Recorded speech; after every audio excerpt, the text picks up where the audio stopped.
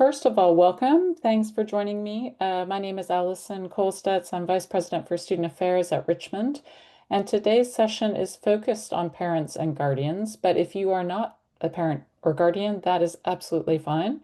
There'll be some really helpful information in this session that will prepare you for your arrival here in the UK. So this is for students joining us for September 2025. Hopefully you are all undergraduate students joining us. Um, and you could be a visitor or a degree student. So welcome. First off, I'd like to introduce my team. This is the Student Affairs team who you will be meeting in person on your arrival to London. If you are joining us in Leeds, you will meet Kirsty, who you can see in the bottom right-hand corner as part of your journey to the UK. My name is Allison. I'm there on the left upper corner. I am joined by Elizabeth, who is our head of student support and access. Elizabeth, do you want to say a quick hi? Absolutely. Hi, everyone. Looking forward to meeting you here in London. And as part of the Student Affairs team, if you have any questions about anything related to student life, then we're here for you. Great, thank you. And Elizabeth is leading our new student orientation. So all of the events and activities and things that have been put together for that week is her plan. So if you do have questions, please do let us know on this webinar or send us an email after and we'll follow up. We're also joined by Ian Lunny, who is our Student Accommodation and Community Support Officer. If you're living with us in the residence halls, chances are you will be speaking to Ian before your arrival, or you might have been communicating with him already about clubs, societies, and other parts of student life. Ian, do you want to say a quick hi? Yeah, of course. Hi, everybody. As Alison was saying, I cover the student accommodation and community. So if you have any questions regarding your accommodation that you'll be moving to, which is Stay Club, or if you're looking for other alternatives, I can help with that. Or if you have questions about our societies, clubs, or community stuff, you can also drop me an email. Happy to discuss any of those things with you. Great. Thanks, Ian. I know Alice is in the office today, and I think she is actually with students, so she may join us a bit later. Alice Fillingham is our Student Accessibility Officer, so if you are somebody who might require a little extra time or support with your studies, maybe you've used some additional support during your time in high school or at a previous educational institution, Alice is a great person to talk to. And we're sending out a student health form, which you should be getting if you haven't already through the admission process. You can indicate on that health form if you do require some extra support, and Alice will contact you directly to talk you through that. Jason is our head of student financial assistance. Jason is not with us today, but he is a great person to talk to if you are somebody financing your education through US Department for Education loans or perhaps through Student Finance England loans. Jason also heads our scholarship program. So I know there are some very generous scholarships for students joining us for September. If you are a lucky recipient of one of those, Jason is somebody that you'll be in contact with about your progress. Visas are a big part of what we're going to talk about today, and our UKVI compliance team is away on holiday, but I am going to attempt to answer all the questions related to student visas. Catherine Little is our UKVI compliance manager, and Chi Wang is our UKVI compliance assistant. The initial process of getting a visa goes through our admissions team, but we are here to support you post-arrival, and that starts with orientation. So we'll talk a little bit today about the things you need to do in advance of your arrival in the UK. Ragad and Maria are our career support team. Maria is a great person to talk to about finding a part-time job, building up your CV, getting involved in student life and student leadership. And Ragad runs our international internship program. So as a part of every undergraduate and postgraduate program at Richmond, you have the opportunity to take a 4-credit internship that will add to your course and prepare you for employment post-graduation. Ragad is the one who runs that. So she's a great person to talk to for students looking at that, potentially doing that usually in your second or third year. And as I mentioned before, Kirsty Ibbotson is our RIESA Student Support Officer. So if you're joining us for the BA in International Sports Management up in Leeds, you'll be meeting Kirsty on move-in day. And we also have with us some members of the international office. And these are people that are supporting you if you are studying abroad, coming to Richmond from a partnership organization, either from the US or another country. And they also run our outbound program for students studying abroad outside of Richmond. So I know Dom Alessio is not with us today, but he is Vice President for International Programs. But the three most important people are here, and that is Maggie, Kiara, and Camille. So, Maggie, I'll turn it over to you for an introduction. Thanks, Alison. Hi, everyone. We're really excited for you to join us in London in September. I'm Maggie, one of the academic advisors, and I look after exchange students, some study abroad students, and the Westminster students coming in before. Thank you. Thanks, Maggie. And Kiara, I think you're here as well. Yes, hi everybody. I'm Chiara, I'm the North American Programs Coordinator at Richmond, and I'm the academic advisor for students coming from University of San Diego and USC. I look forward to meeting you all in September. Thanks, Kiara. And Camille. Thanks, Alison. Hi, everyone. My name is Camille. I work with Maggie and Kara in the international office, and I am the academic advisor for Tulane Spring Scholars, SMU, and French and Spanish speaking students. And yeah, Maggie and I will actually be at the airports if you chose the airport pickup. So we're looking forward to seeing you there. Thank you. Thanks, Camille, for adding that in. Yeah, we'll be happy to meet you on September 1st when you all arrive. Great. Thank you, guys.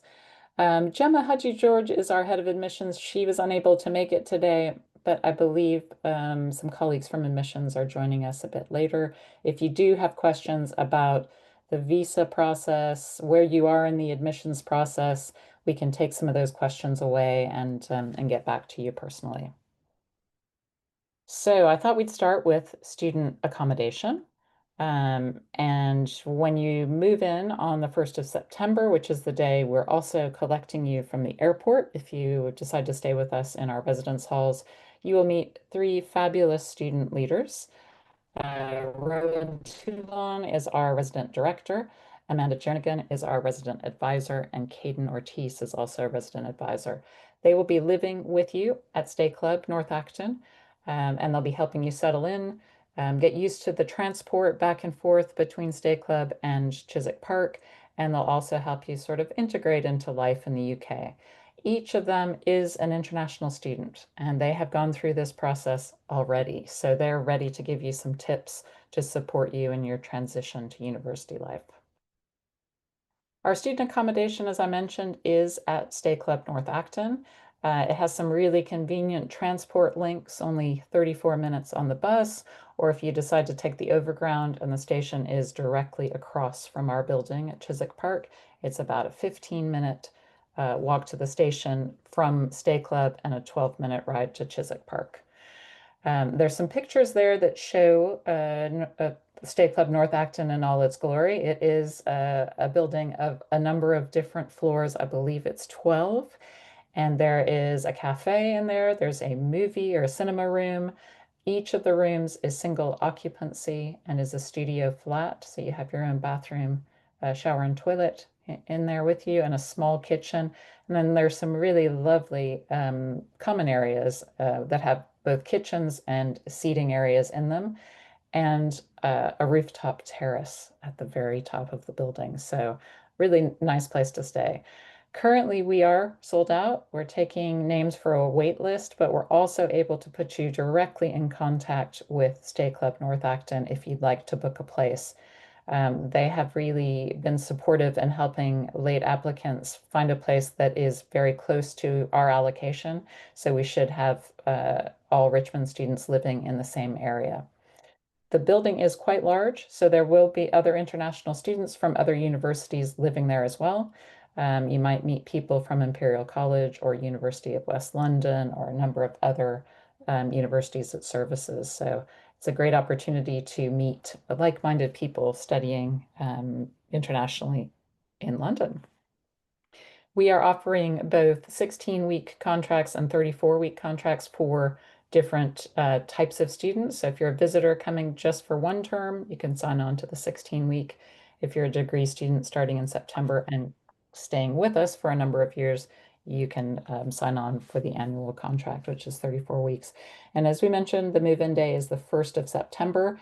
That is all we'll be doing on the 1st of September is moving in, getting settled, and getting acquainted with the buildings and with the residence life staff.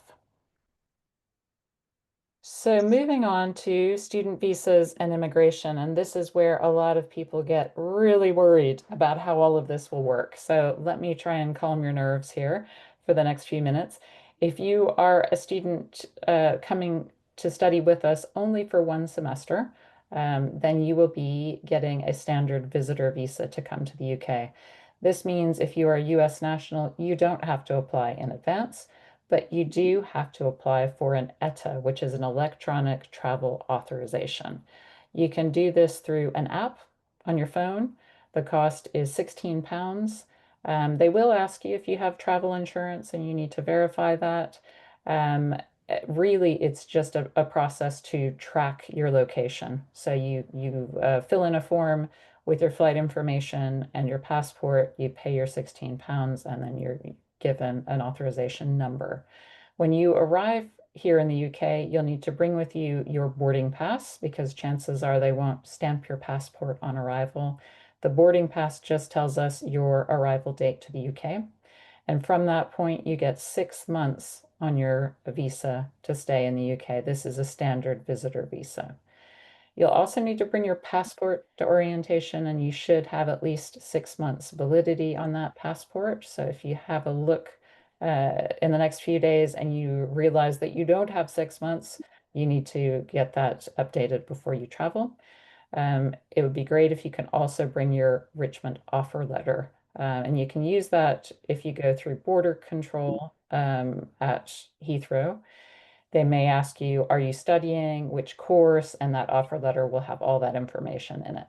Okay, so you won't be staying at Richmond for 6 months, but you do have a standard visitor visa for 6 months. And please note, if you're on a visitor visa, you cannot work in the UK, and you should have your own travel insurance to cover medical expenses because you won't have access to the National Health Service. Okay, if you are a visitor for one semester and you're not a US, Canadian, or other visitor, you may be required to apply for a standard visitor visa in advance. Come on, This let's go. usually, this usually takes about 3 to 4 weeks, depending on where you are applying from. You can apply online. Again, ensure you have travel insurance. Our admissions team can support you through this process. And again, make sure you bring your passport, boarding pass, and offer letter to new student orientation. Okay, if you are somebody coming to study with us for 2 terms or more, meaning more than 6 months, as an international student, you will need to apply for a student route visa. And I'm sure all of you are in this process already. If you haven't yet gotten your visa, you will need to apply with a valid passport. You have to show evidence of sufficient funds to support yourself, and this is over the period of your course. You need to show evidence of your academic qualifications, and this would have been what the admissions team reviewed in order to offer you admission to Richmond. And for some applicants, depending on where you're from, you may have to show vaccination records. In order to apply, you will apply online. You need a confirmation of acceptance of studies, which is a CAS number, and that comes from our admissions team. It's a very long digital number, letters and numbers that you'll need to use in order to start your online application. Okay, so the step-by-step student visa route application process is first you'll provide your documents to our admissions team, and those documents will include your academic transcripts, your financial information, your passport, and any other information they require. You'll complete your online visa form with that CAS number once they issue it to you. You'll pay the required fees. So there's both an application fee of about £490, and then there's an immigration health surcharge, which is per year. So depending on the length of your course, you'll be paying £776 per year. You'll book a biometric appointment, and a biometric appointment is just taking photographs of your face and fingerprints. And there are some differences for EU nationals. Most of this can be done online or at a visa application center. You upload all of your documents and then the wait starts and you have to wait for a decision. Now, processing times can vary widely. We're looking at 3 to 6 weeks in most cases, but it will depend where you're applying from. And for EU nationals, everything you do will be electronic, so you'll be uploading documents entirely over an app. Once you complete the process and you get a response back from the Home Office, they'll say, ideally, congratulations, your visa has been granted starting on X date and ending on X date. You want to make sure that you arrive only after the start date and that you create an e-visa before your arrival, and we'll give you some information on how to do that. That's what this share code is.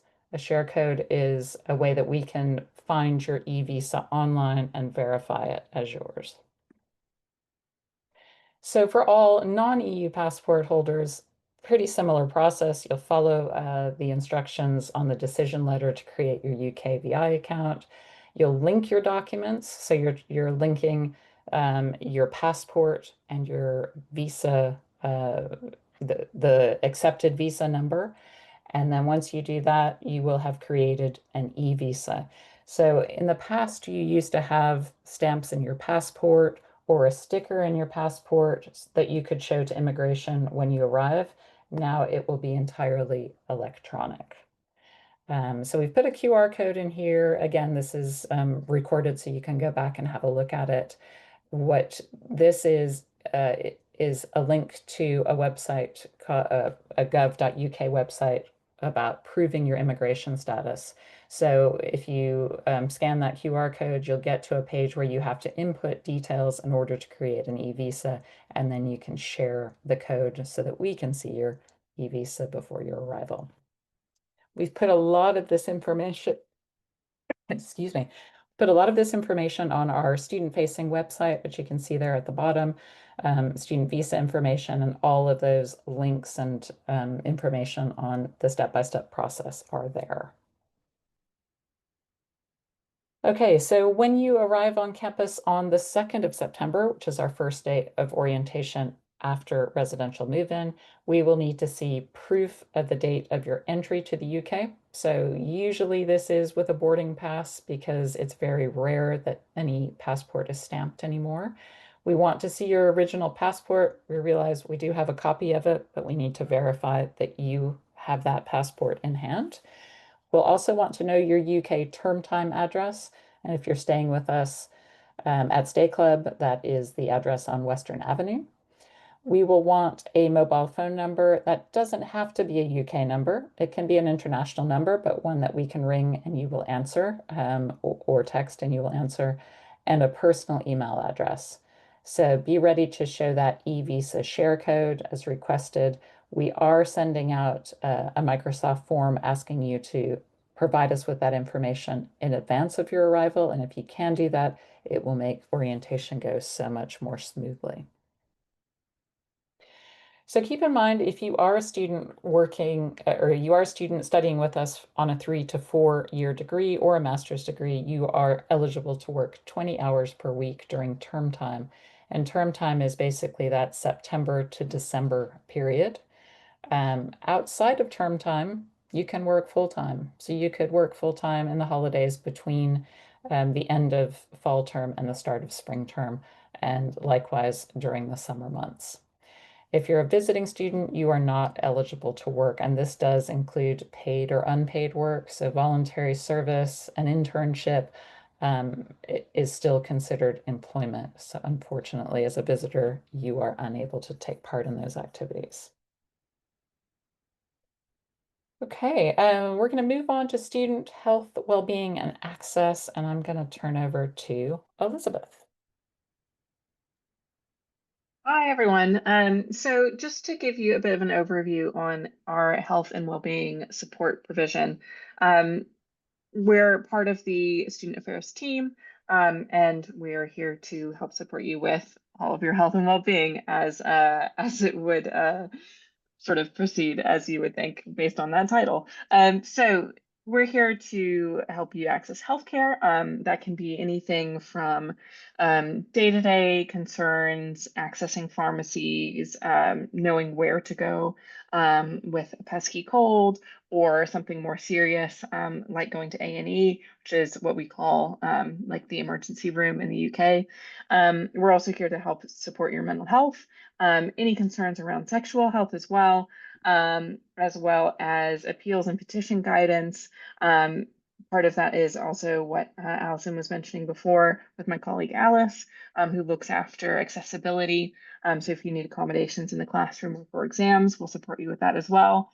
And then we're also here to help you access counseling. If you're enrolled with us, you do have access to free counseling, six sessions, up to 6 sessions a term. So if you want information about that, we can point you in the right direction. But we can also signpost you to local charities and other services as well. So that could be anything from a general practitioner, a GP, that's like your local doctor's office, to charities that help support with accessing sexual health, or charities that support mental health, or anything that you need support with, really. Your Life in London will have many aspects, and so we're here to help support you across all of those health and well-being needs. Our counseling service, as I mentioned, you get up to 6 sessions for free. So that's about once every 2 weeks. We have counselors in person, both in London and in Leeds. And as long as you're registered and attending classes, so if you're one of our degree students, that could also be working on a thesis or doing a dissertation or an internship, as long as you're studying with us in some capacity, then you can access our counseling. That's something that we will go into more in depth in orientation. But if that's something that you know that you want to access, you can look at our information of all of those counselors on our website, or you can send us an email to Student Affairs and we'll help put you in touch with our counseling service as soon as you arrive here in London or Leeds. So healthcare is probably another up there with visas, one of the things that is most asked about in terms of starting to study in London.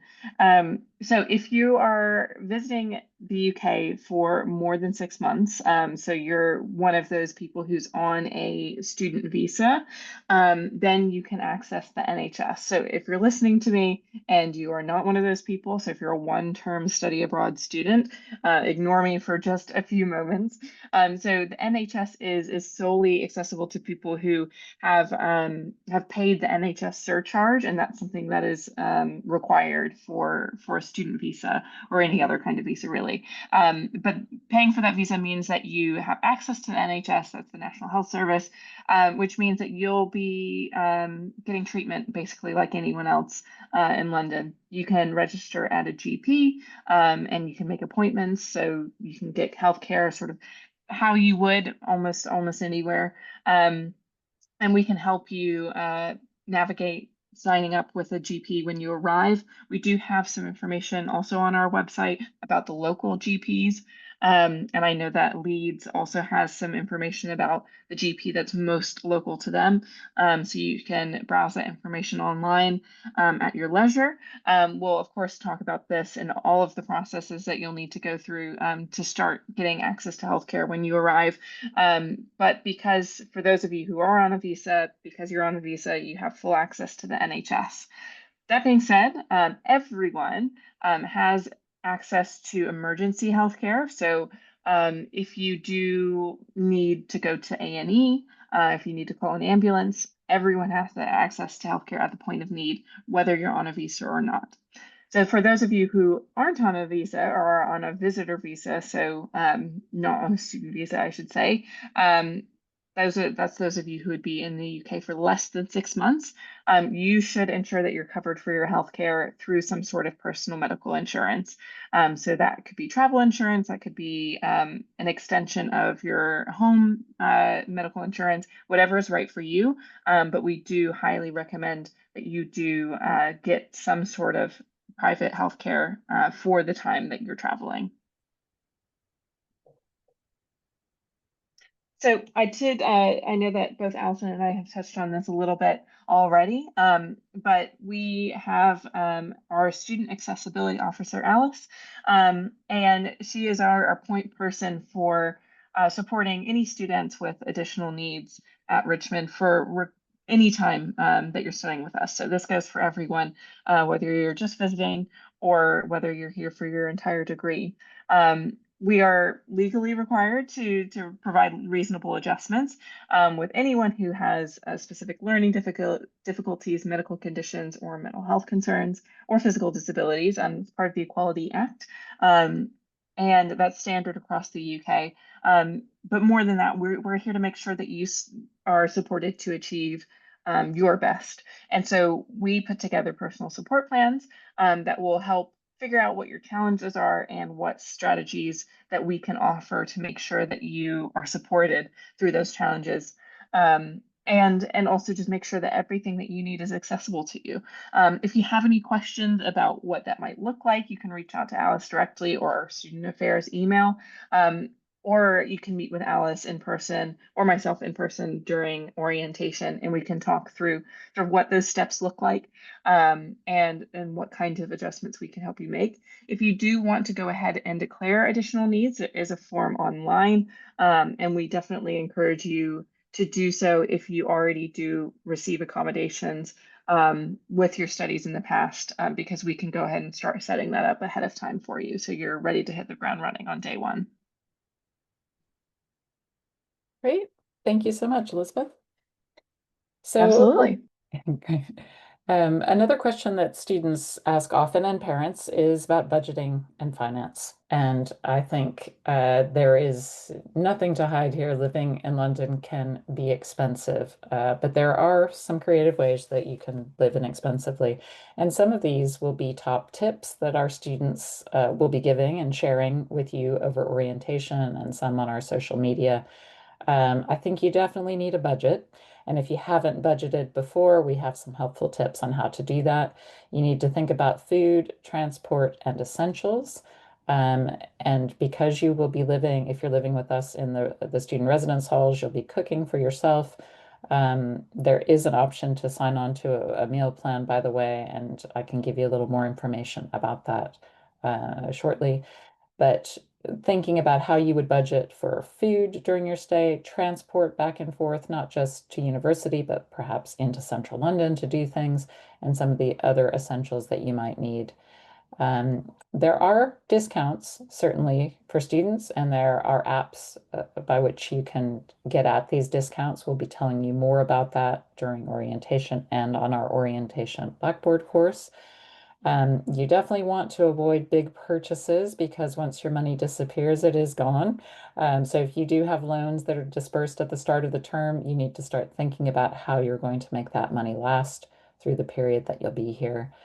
We definitely promote free and low-cost events. In fact, we subsidize many of our student activities. And if you find yourself struggling and really want to participate but can't, you can come and see us in the Student Hub to see what we can do.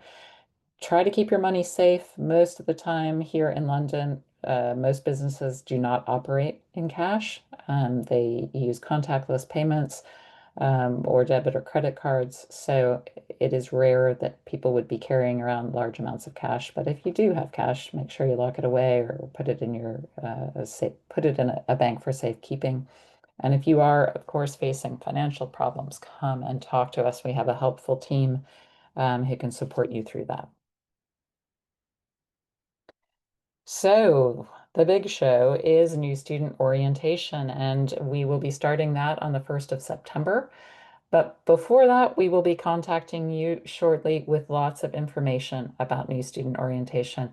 We have a dedicated website, which is that students.richmond.ac.uk website, and I'll put that in the chat in a minute, where you can find lots of helpful information about what to expect at orientation. You'll also be sent after this webinar in the next couple of days an email telling you how to access university IT services, including a Microsoft Outlook account, how to join Blackboard, which is our virtual learning environment, where you can sign on to our orientation course and start to become familiar with Blackboard, and ways that you can sign up to some of the events and activities that we're hosting around orientation. So before orientation begins, before your arrival in the UK, you can start to access Blackboard and see some of the information that we put on there. So discounted travel information, information about how to open a bank account, some of the same information Elizabeth provided you about signing up with a GP, and the rest of it. We had online placement tests, but I am very glad to say that we no longer require those. So that is a thing of the past. So don't worry about that part on this slide. But the Blackboard course will give you lots of helpful tips about moving to London and some information that's very Richmond specific about registration and beyond. So, as my colleagues mentioned at the start of this presentation, airport pickup is Monday, the 1st of September. This is for all residential students living with us at Stay Club North Acton. We will be sending out a Microsoft form asking you to book your place. And you do have to come through Heathrow. So if you're arriving to another airport, we will not be there. The two major airports in London are Heathrow and Gatwick, but the majority of flights really come through Heathrow. The Microsoft form will ask you to complete your your departure city, your airline, your flight number, your expected arrival time, and the terminal that you'll be arriving to. And then my lovely colleagues from the international team will be there to greet you with some of our student leaders and help you get into the coaches to take you over to State Club North Acton. Orientation week will look a bit like this. So as I mentioned, the 1st of September is mostly a residential move-in day. You will meet the helpful staff at Stay Club and our team of resident advisors and directors. You'll get settled in. There will be an evening activity that evening so you can start to socialize with the people you're living with. And we hope you'll take part. And then the next morning, Tuesday the 2nd, we will start orientation on campus, and that will be a number of different sessions. You will be required to show some documents. So we mentioned earlier that you need to bring your passport, a boarding pass, your visa approval letter, so the letter that you get from UK Visas and Immigration saying that your visa has been approved, and that share code to show your e-visa. We'll also introduce you to the helpful people in the library, and we run a number of sessions on living in London where you'll learn about all the fantastic things you can do as a student in London, but also the things that you should be aware of that may be a little bit different from home. We'll be hosting a visa session that'll go over all the do's and don'ts of what you can do on a student route visa or on a visitor visa. And then on the 3rd of September, we'll have some repeat sessions as well. We have some sessions just for visiting students that our international team runs. So if you are a first-year visitor from USC or SMU or Tulane, you might go to one of those. If you are a visitor, an international visitor from another country who's not a first-year student, there'll be a separate session for that. We will get into the nitty-gritty of meeting other students on your major, so your major course, and some of the faculty who teach on that course. There'll be a reception so that you can meet people informally, and then some more formal sessions where you'll learn about your degree program and expectations.